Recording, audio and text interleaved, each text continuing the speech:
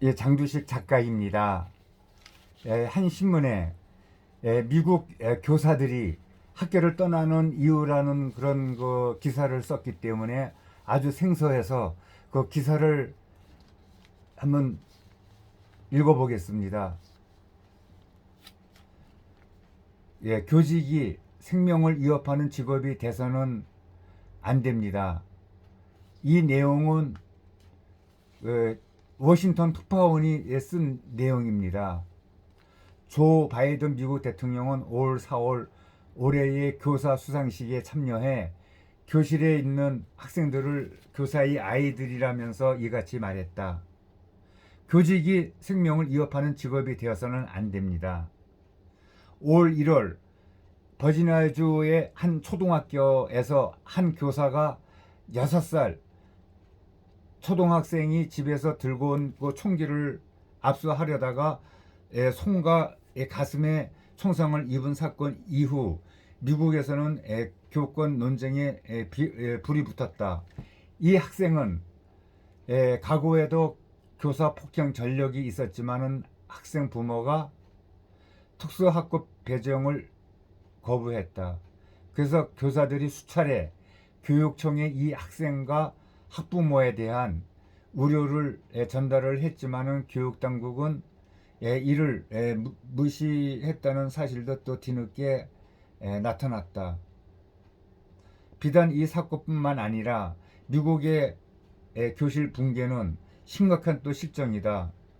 미국 교육협회가 미 전역의 초등학교 교사 15만 명을 조사해 내놓은 지난해 보고서에 따르면 초등학교 교사 10명 중 3명 이상이 학부모로부터 이업을, 또 14%는 학생들로부터 신체적 폭력을 당했다고 답했다.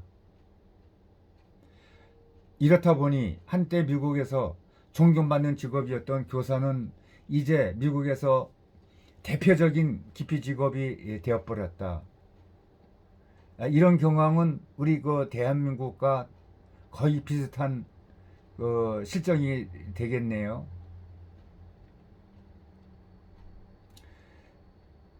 그리고 여론조사에서는 자신의 자녀가 교사가 되기를 원한다고 응답한 또 학부모는 2009년까지 꾸준히 70%를 넘겼지만은 2022년에는 37%로 푹 떨어졌다. 교권이 땅에 떨어지자 미국 교사들은 교실을 등지고 있다.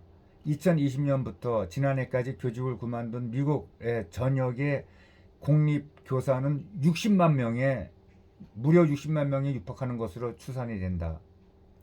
미국 교실 붕괴는 부모 권리 운동이 본격화되면서 교권에 대한 침해가 확산된 것과 무관하지가 않다.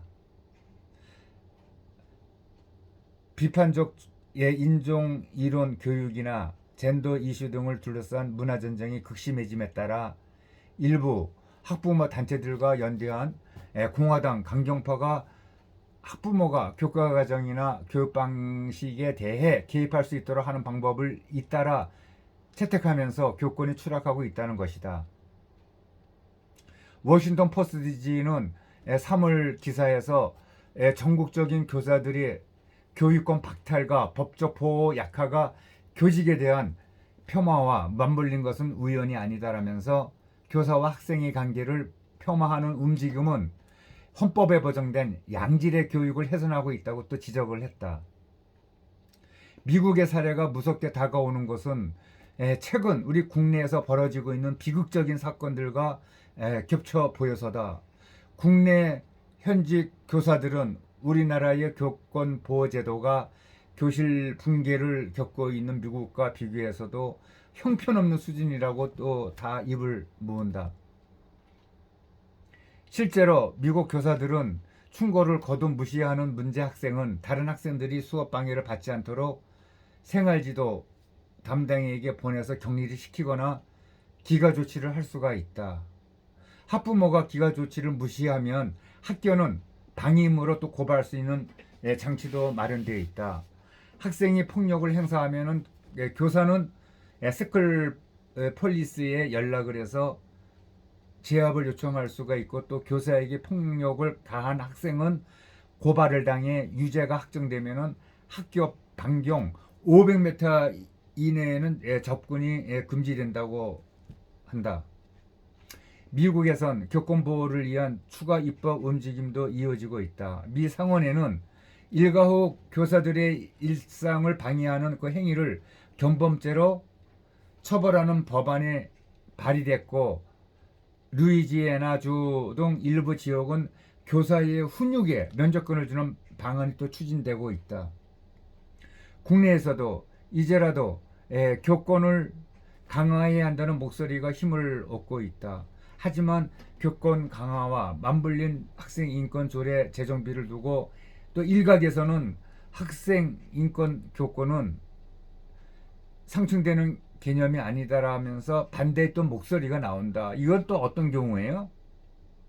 일견 그럴듯한 논리이지만 교사들을 싸잡아 학생 인권의 침해자로 규정하고 교사가 하지 말아야 할 행동을 모호한 표현으로 잔뜩 모아놓은 학생 인권 조례를 두고 어떻게 교권을 보호하겠다는 것인지 정말 알 수 없는 일이다 라는 내용을 특파원 칼럼을 기고를 했습니다. 미국도 우리나라와 다르진 않지만 그래도 미국은 우리보다 좀 덜한 것 같습니다. 미국의 사례를 봐서 우리나라의 앞으로의 교권 침해 같은 것은 많이 두고두고 고민을 해야 될 그 방안이라고 생각합니다.